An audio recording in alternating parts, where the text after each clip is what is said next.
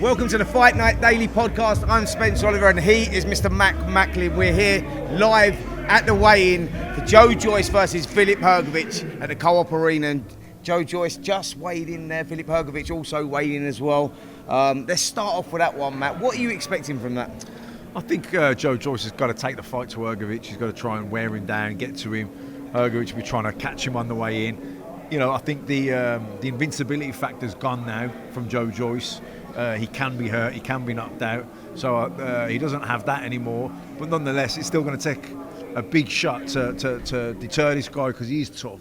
Yeah, he is tough. Now, listen, we'll continue talking about that heavyweight fight, but I think we've got the chief support as well. Jamie TKV is fighting for the vacant British heavyweight title against David Adley. You guys have seen what's been happening. Tables have been flipped, everything's been going on, and we've got Jamie TKV here. Jamie, how are you doing, mate?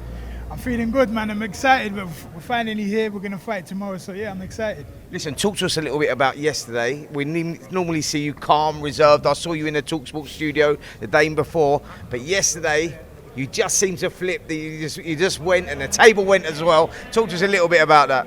Do you know what? He tried to intimidate everyone. Me, my team tried to intimidate everyone, punching the table. So I thought, you know what, I'll do one better and flip it. You know what I'm saying? So that's exactly what I did. But what I didn't take lightly was the fact that he was threatening my team.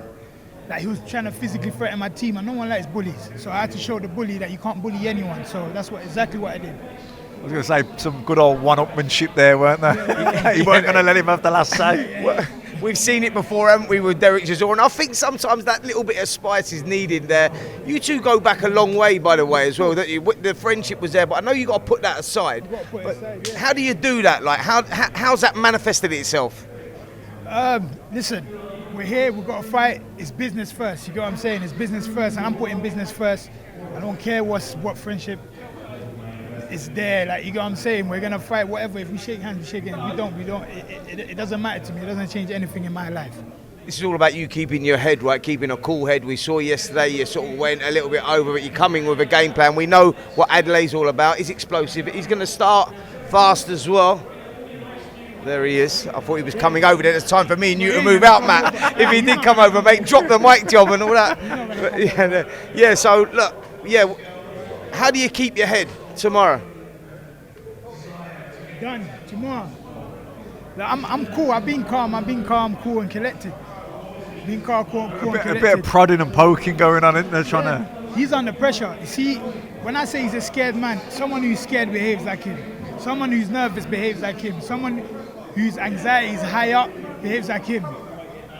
Yeah, listen, Matt, we know it's all about mind games, and fights can be won and lost at weigh-ins, it can be won and lost at press conferences, etc., etc. These two, the mind games have started way back. They know each other well. You know, talk to us a little bit about that and that side of things. Well, at this point, there's nothing physical you can do. All the hard you can't do. Go back and train for the fight. The training's done. The only bit you can maybe get a bit in the other guy's head now is psychologically try and sow a seed of doubt in there, and because boxing is such a mental sport. If you don't believe in yourself, you start to doubt yourself. It can be catastrophic. So I think that's what he's trying to do. Well, listen, Jay, before we let you go, mate, we're just gonna. I'm gonna shake your hand because I seen what's going on this week, mate. I seen David Adley just walk out there. I'm not fancying it. Look, before we let you go, mate, look. Tell us how you win the fight. Tell us how it's going to go. I'm going to break him down, and I'm going to really whoop his ass. I'm going to really break him. He's a broken man, but I'm going to really break him tomorrow. I think it's fair to say we're going to see fireworks in there. 100%. Definitely fireworks in there. Brilliant, mate. Before we get fireworks here, we're going to let you go. Well done, mate. Good luck. Well done. Brilliant. Yeah, so let's just get onto that one. Like, how do you see that one going? Like, what have you read into that so far, Matt? As in, like, the mind games and whatnot going on. We know we've seen it all before. What are you reading into it? I think Jamie TKV will be true to his word. I think when the bell goes, he will take it to Adley straight away. But I think Adley is more proven. I think he carries more power. And I think you've got to say he's the favourite. Yeah, sure. But listen, we've got another young man who's just weighed in as well, someone that you know very well because you're looking after him, and that's Corey O'Regan. And he's got a great opportunity against Jack Rafferty on the card as well. Two unbeaten fighters. You're 14-0 now. Corey, I'll bring you in on this one, mate. It's a great opportunity, this. Matt's got you, a great opportunity. How are you feeling about it? Yeah, I'm confident. Obviously, Matthew and me have spoke about it. Something we believe it's the perfect opportunity in a way of me getting my foot through the door, and it's one I'm 100% confident in. Matt, you got the experience, so you know about it. You obviously believe in him. Jack Rafferty's coming with a great reputation, undefeated in 25 fights. Why did you decide to go for it? I mean, he's 29 years old, Corey. He's far too good for the small hall circuit, which he's been fighting on his whole career. He's waiting for that sort of breakthrough fight. And I said when we met, he said, look, you will get your opportunity. You need to get a few wins together. He hadn't boxed in 10 months. He's had 3 fights, 3 wins in 6 months. And, you know, an opportunity came. But, of course, it was never going to be the ideal one. It's up at super lightweight. Corey's a lightweight, but he's got all the skill in the world. And, you know, Jack Rafferty, big, physical, strong guy. Corey's the better boxer. It's just whether or not he can navigate his way through the 12 rounds, because Jack is going to come hard and heavy at some point in the fight, because I believe Corey will be ahead.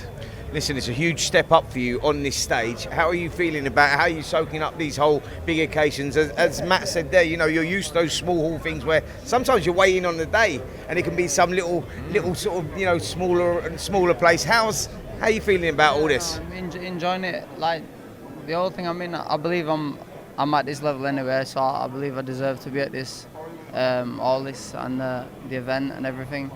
It's nothing I'm not familiar with. It says I've been a few doing the cards of the Josh Warrington ones and Dalton Smith ones, so I've had a little taste there. But yeah, the first time getting a good spot on it and in a proper fight on one of these shows. So yeah, that's new, and obviously it's somewhat I want to thrive and something I want to be at. Listen, I've had that opportunity. I took it. Matt's had it. He's took it. You tell us how you're going to take your opportunity on Saturday. You'll see tomorrow night. You'll see. But that is it. Like I say, 100% confidence. I know what I've got to do, and I know I will do that. So, yeah, that'll be it. Like, this is my foot through the door. Basically, it's what I need, and it's what I'm doing. Brilliant, Corey. We're going to let you go, mate. Thanks so much, and good luck on Saturday. Yes, good luck. Brilliant. Listen, let's talk through the rest of the card now. What an opportunity for your young kid, by the way. That's what boxing's all about right now, right? Especially now, you know, when he was 29 years old. If he was 22, tough fight, maybe we would have knocked this one back. But he is, and he's 29. Jack Rafferty, good fighter, but beatable. And I think Corey's the more skillful fighter. The only thing really going, a couple of things going against him. One is the physicality factor. He's a lightweight stepping up to super lightweight, and obviously big fight experience. Yeah. But he's got some good scalps as an amateur. He beat Sam Noakes as an amateur, who's kind of, you know, he's British Commonwealth European champion at lightweight, knocking on the door for a world title. So the skill level, the ability level is there. He just doesn't have big fight experience. Yeah. But you don't get that until you get it, do you? And it's only you that knows it, and only you that can deal with it. You can, you know, it's like you can lead that horse to water, but they got to drink it. And it's a situation with these young boxers. You got to give them make the move. Absolutely. Well, look, let's move back, because we had to pull Jamie TKV in, but let's move back now to this top of the bill. Joe Joyce versus Filip Hrgovic. Both guys coming off losses, actually. How do you see this one, Matt? Like, Joe Joyce is in a situation for me that if he loses here, I don't think there's a way back, is there? I don't see it, especially at his age, given his age. You know, the Zhang fight, I guess in hindsight, were bad fights for him. You know, he's tough as nails, got a good chin, Joyce, but he does come in square. He is a bit slow. And, you know, Zhang, the southpaw thing really, he struggled with it, didn't he, Joyce? Yeah. He just couldn't get out of the way of that left hand, and even the right hook. And, you know, 2 back-to-back knockout defeats. You know, we don't really know what that's done to him psychologically. I know he's had a win since and everything, but he's in the big league again now with Hrgovic. And Hrgovic's loss against Dubois, particularly with what Dubois has gone on to do since then, is almost like a better loss, isn't it? It was a cut eye, got stopped. So I think you've got to make Hrgovic the favourite. And I agree with you. I think if Joyce was to lose, it's difficult to see where he goes. Yeah, I think Hrgovic is in that position right now, and he's like 32 years of age. He's had his first loss, and in hindsight, when you look at it now, it weren't that bad. He showed a lot of character in there whilst doing that, but that can be a moulding of a fighter, that first loss, and he comes back. He said that he's in great shape. He feels that stoked the fire a little bit more, but for Joe Joyce, who's coming off the loss to, say, Derek Chisora, and showed sort of weaknesses. He had that reputation as being a juggernaut, being able to soak up the shots, getting floored in the 9th round the way that he did. Is it, you know, the punch resistance does go as you get older, Matt, and is he starting to show that signs of wear and tear? I think he is. I think the 2 knockout defeats from Zhang, Chisora dropping him, and Chisora isn't the fighter he was, you know, several years ago. Yeah. So, you know, I think that you'd have to say Hrgovic. Like I say, the loss to Dubois, in hindsight, wasn't a bad loss. I think Hrgovic is the favourite in this fight. I think it's his to lose. I think Joyce isn't hard to hit.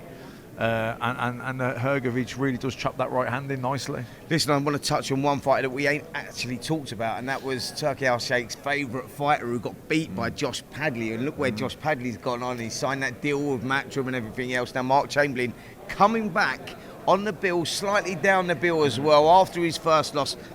How do you see that? And, do you think that this could be again the moulding of him? And, how do you see his comeback for that? Yeah, exactly. Look, in boxing, you're as good as your last fight. When you're up there and you're riding high, everyone's on you. You get a last bum you've forgotten about, and that can be really hard to swallow. Your first loss in your career. I know my own one, but when I look back in hindsight, it was probably the best thing that ever happened to me.